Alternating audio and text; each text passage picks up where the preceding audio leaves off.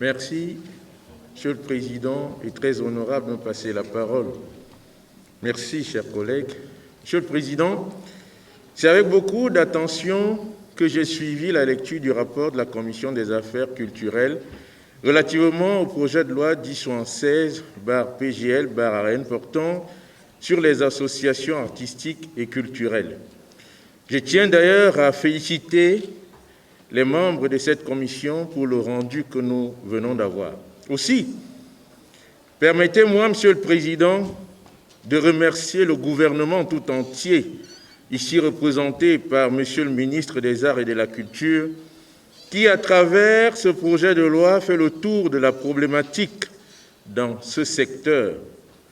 Le peuple que je représente ose croire, Monsieur le Président, que ce projet devenu loi augurera inéluctablement des lendemains meilleurs aux hommes de l'art et de la culture de notre pays, car venant ainsi contribuer à remettre l'art et la culture au centre de nos préoccupations. J'ai lu avec beaucoup d'intérêt les propositions faites dans ce projet qui portent essentiellement sur les cadres juridiques et administratifs, notamment les procédures de création des associations culturelles et artistiques, la typologie de ces associations à différents niveaux, leur organisation et leur fonctionnement, de la tutelle qui est le ministère des Arts et de la Culture et les sanctions pour celles de ces associations qui ne respecteraient pas ce cadre juridique. Monsieur le ministre, l'on remarque tout de même que malgré la précarité dans laquelle évoluent ces associations, elles continuent de jouer un rôle de premier plan dans la préservation de notre équilibre social, dans la conservation, la promotion et la transmission de nos valeurs patrimoniales. C'est pourquoi je pense qu'outre les sanctions prévues aux articles 51 et 52, les regroupements artistiques et culturels mériteraient qu'on développe aussi à leur endroit une proposition des mécanismes de soutien de l'État. Le peuple ose espérer que des textes d'application seront pris pour résorber ce manque. Car en dehors des textes, la culture a aussi besoin de soutien et d'accompagnement des pouvoirs publics.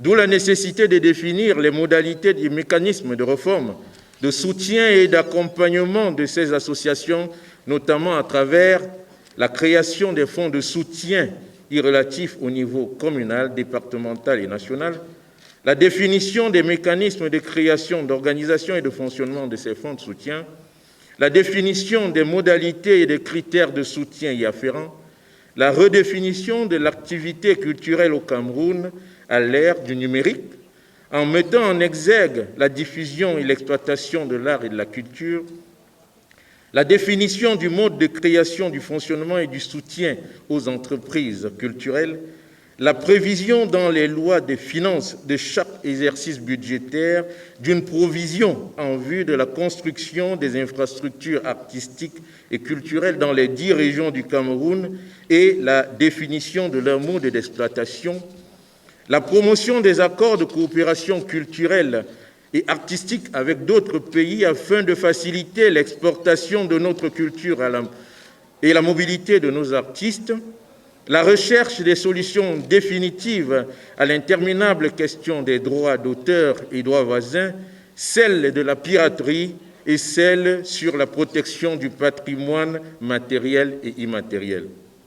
Monsieur le ministre, il s'agit ici de proposer à travers des textes des mécanismes qui révolutionnent notre culture et notre art pour les hisser, autant pour moi, aux standards internationaux afin qu'ils contribuent au rayonnement de notre pays dans le monde.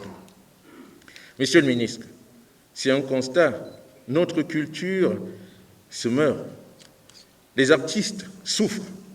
La pandémie du coronavirus est en train de nous montrer que l'art et la culture dans notre pays n'ont pas d'ancrage solide. Nous osons espérer que les fédérations évoquées dans le projet en revue, sous votre tutelle, pourront permettre de résorber cette faiblesse. Votre département ministériel a bénéficié entre 2010 et 2015 d'une très bonne étude sur l'économie de la culture. Où en est-on? Qu'est-elle devenue, cette étude? Ne pensez-vous pas que les recommandations de cette étude, si elles sont mises en œuvre, peuvent non seulement révolutionner le monde artistico-culturel de notre pays, mais aussi constituer un gisement pouvant entrer dans l'assiette des recettes budgétaires de l'État?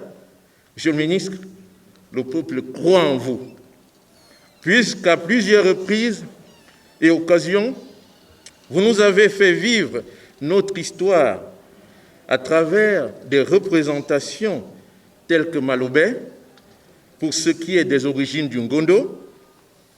Mais on se pose la question de savoir ce qu'il en est de la danse Bafia, qui a fait le tour du monde et qui, dans les mœurs, n'est souvent évoquée que lorsqu'on veut parler du rétropédalage.